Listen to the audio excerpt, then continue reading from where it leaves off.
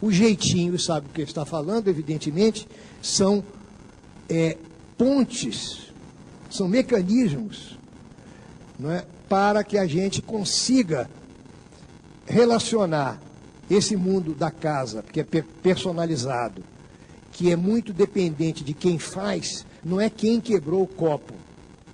O copo quebrou a jarra de cristal da Boêmia, que a vovó ganhou no presente de casamento e deu para a mamãe como herança. Foi a única herança, que a vovó não era rica. Deixou um vaso de cristal da Boêmia. Aí o vaso quebrou. Quem foi que quebrou? Se foi a empregada, é um problema. Se foi o rapaz que chegou bêbado depois de uma farra, já é um outro problema. A mãe vai brigar, mas o pai não.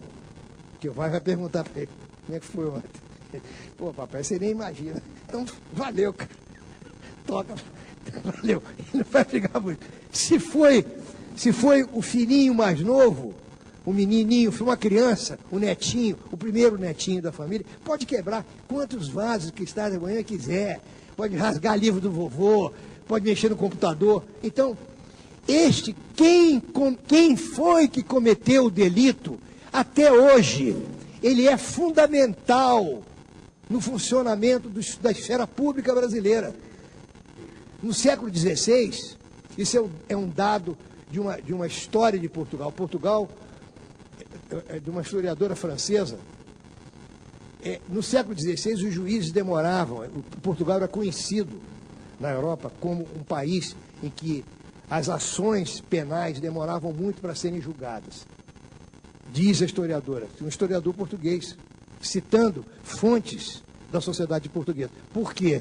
Todo mundo aqui sabe. Porque antes do juiz passar uma sentença, ele tinha que saber quem é que tinha cometido o crime. Que ele não ia entrar numa fria. Século XVIII. Muito mais complicado que o século XXI, ou menos complicado que o século XXI. Então, a justiça tardava, porque você tinha que saber quem é que tinha cometido o crime. Então, quem foi que quebrou o vaso de cristal da Boêmia, ainda é uma pergunta importante no Brasil. E nós vimos isso a semana passada. Porque não foi uma decisão de 10-1.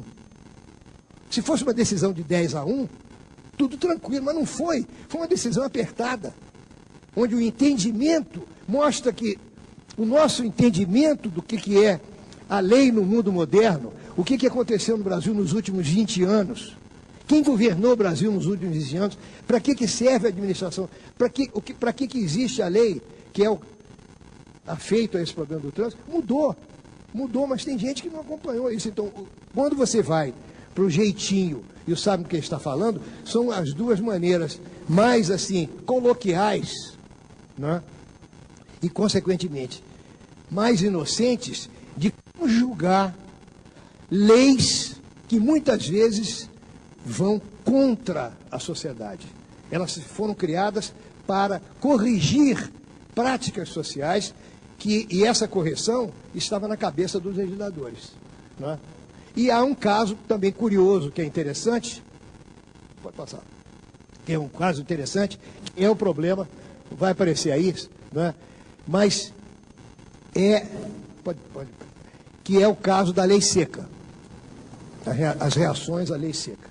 A lei seca, ele é um exemplo, se você pegar a lei seca do ponto de vista sociológico, é muito interessante, porque a lei seca é aquilo que todo o processo de mudança social passa, exige, que é um diálogo relativamente conflituoso, nem sempre benigno ou prazeroso, entre um costume estabelecido, e os costumes estabelecidos, como dizia o Rousseau, eles foram inscritos no coração, eles não estão na cabeça, a gente faz porque a gente acha que é natural. Um homem bateu numa mulher, pô, é claro, por que não? A mulher estava flertando com o melhor amigo dele, ele chegou lá, deu uns safanões nela, nada mais justo. Isso é natural, era natural, não é mais. Beber com a família e depois sair dirigindo e eventualmente atropelar 3 pessoas, não tinha problema. Em lugar nenhum do Brasil tinha problema. O cara não atropelou porque quis, estava um pouquinho alegre. Ele estava com a família, cara. Ele não estava bebendo com prostitutas, ele estava com a família, com as netas, com a mulher. Era a comemoração do aniversário dele. Logo, ele é inocente. Não é assim? E nós não bebíamos. Bebíamos e dirigíamos. Não havia essa correlação. O que aconteceu? Fizeram uma lei seca, o modelo, como tudo que é bom, os nossos juristas, legisladores, com perdão, vamos expulsar da Assembleia. Eu vou sair daqui preso. Eu vou sair daqui preso. Esse rapaz vai dormir na cadeia. Mas, enfim, os nossos legisladores ainda acreditam que é possível você ter uma lei perfeita. Toda a discussão da reforma política no Brasil é impressionante. Tem gente convencida que existe algum país no mundo que tem uma reforma política, que é um sistema eleitoral e de relacionamento entre eleitores e eleitos que seja perfeito. Isso não existe, meus amigos. Muita gente ainda acredita que um dia vai aparecer um cara no Brasil e vai levar o Brasil através do Red River e Across the Rainbow. Nós vamos chegar over the rainbow com uma pessoa. Isso não existe. Não há fim da história. Não tem epifania histórica. Não há lirismo histórico. Entendeu? Não existe. O mundo tem que ser construído todo dia. Todo dia. Não vai chegar jamais a ter... Você pode ter uma lei que seja áurea, de ouro, mas a aplicação dessa lei em determinados momentos, ela será complicada, ela será paradoxal, ela vai dar trabalho e ela vai fazer com que alguém ganhe e alguém perca. Porque não há outra condição para a condição humana que não seja essa. Isto não está escrito só na Bíblia. Todos os grandes livros, você vai à China, Buda falou isso. Não tem jeito. A gente acredita que tem um momento que tudo vai chegar num ponto, que é um ponto zero, que vai zerar a sociedade. E não vai. Isso é uma ficção. No caso da lei seca, eu vou falar da minha experiência no Rio de Janeiro. A nossa experiência no Rio de Janeiro é interessante, porque pela primeira vez você teve um confronto, que é um confronto típico da mudança social, que acontece no trânsito. De repente, várias pessoas, graças a Deus, saíram de um estado de pobreza, de inferioridade social e puderam galgar, galgaram um degrau na escala. E uma das primeiras coisas que eles fizeram foi fazer o que todo mundo quer fazer no Brasil, arranjar uma empregada doméstica, que não é falado, porque não precisa pagar em prestação, e comprar um carro em 70 meses. Comprar um carro em 70 meses, convenhando que é um negócio, como comprar um carro. Então viraram motoristas.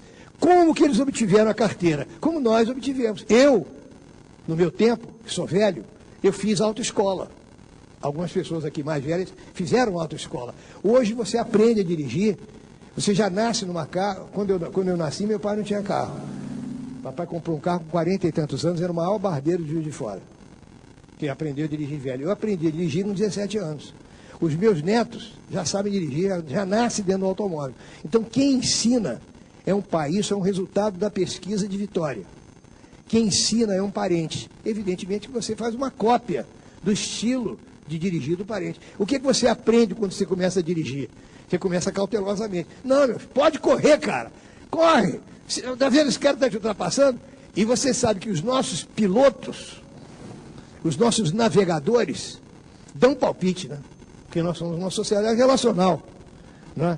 A gente pega nas pessoas, a gente abraça as pessoas, a gente, passa esse cara, pô, esse cara tá vendo esse murrinho na tua frente, tá demorando muito. E é problema, olha aí, olha o sinal. E a raiva com todos os monitores de comportamento. Porque a raiva é o quê? Você tem uma sociedade monitorada com radares, radar. E a nossa raiva do radar é porque nós não temos bom senso, né? Porque no fundo nós estamos brigando com o bom senso. O que o radar está dizendo para você? O radar está dizendo o seguinte: você não pode passar, você não pode ir além de uma certa velocidade. Você controla a sua velocidade, porque aqui é uma zona de risco, tem muito pedestre, etc. Mas a gente tem a raiva do controle, porque no fundo nós continuamos sendo aqueles senhores da época do Machado de Assis, em que eventualmente íamos obedecer à mamãe e ao padim Cícero, ou algum santo, ou algum fantasma que aparecesse, mas fora disso você não vai obedecer a ninguém. Esses são alguns dos resultados.